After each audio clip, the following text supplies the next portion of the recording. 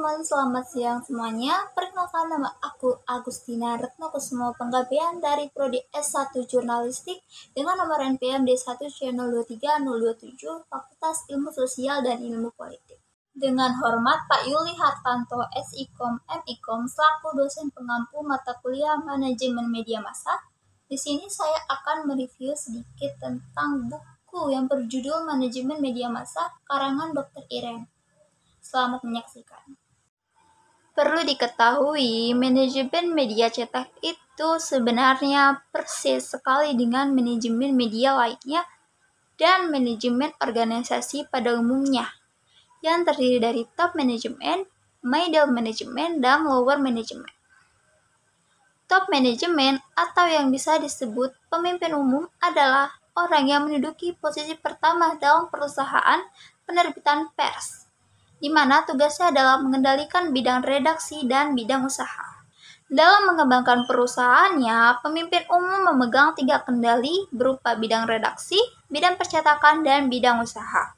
Pemimpin 3 pejabat itu adalah pemimpin redaksi, pemimpin percetakan, dan pemimpin perusahaan. Pemimpin redaksi bertanggung jawab dalam hal isi penerbitan atau redaksional, sedangkan pemimpin percetakan mempertanggungjawabkan produksi hasil proses penerbitan atau percetakan. Pemimpin redaksi bertanggung jawab dalam hal isi penerbitan atau redaksional, sedangkan pemimpin percetakan mempertanggungjawabkan produksi hasil proses penerbitan atau percetakannya. Sedangkan pemimpin perusahaan berperan untuk mengembangkan usaha penerbitannya. Percetakan pada perusahaan penerbitan pers merupakan bagian terpenting dalam suatu proses usaha di bidang penerbitan pers. Namun, keberadaan percetakan ini tidak mutlak harus ada. Unit percetakan pada masing-masing penerbitan pers mempunyai pemimpin tersendiri.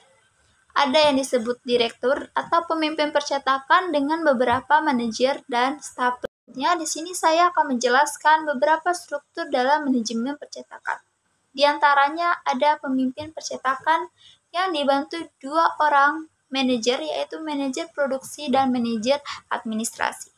Manajer produksi dibagi menjadi 3 bidang, yaitu bidang percetakan, bidang cetak, dan bidang perawatan.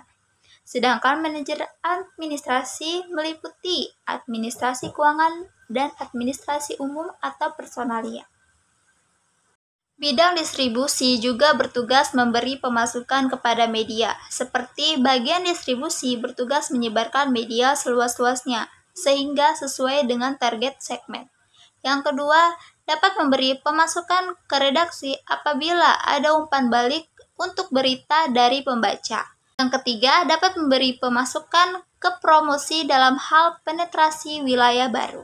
Selanjutnya, saya akan membahas produksi media cetak. Berdasarkan beberapa perusahaan penerbitan surat kabar, berdasarkan zona pasar media cetak adalah sebagai berikut.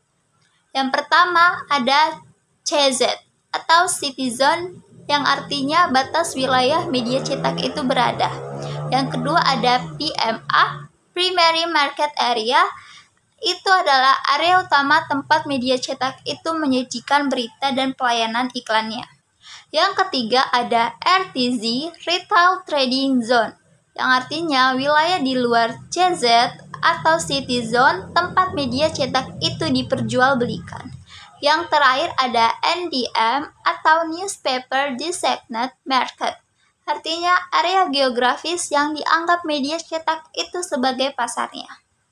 Kemudian adapun produk-produk media cetak adalah sebagai berikut. Yang pertama ada broadsheet, ukuran surat kabar pada umumnya, misalnya Kompas, Media Indonesia, Republika, dan lain-lain. Yang kedua adalah tabloid. Ukuran ini setengah dari broadsheet. Format ini diperkenalkan untuk dikonsumsi oleh pembaca di kalangan masyarakat urban yang sibuk dalam transportasi umum, seperti bus, kereta api, dan lain-lain. Misalnya adalah koran Tempo. Yang ketiga ada magazine. Ukuran ini setengah tabloid atau seperempat broadsheet, misalnya majalah Tempo dan lain-lain. Dan yang terakhir ada book. Ukuran ini setengah magazine atau seperempat tabloid atau 1/8 broadsheet. misalnya majalah Intisari dan lain-lain. Mungkin itu saja sedikit review yang bisa saya rangkum dari buku Manajemen Media Massa karya Dr. Iren. Jika ada kesalahan dalam penyampaian kata, mohon dimaafkan. Terima kasih.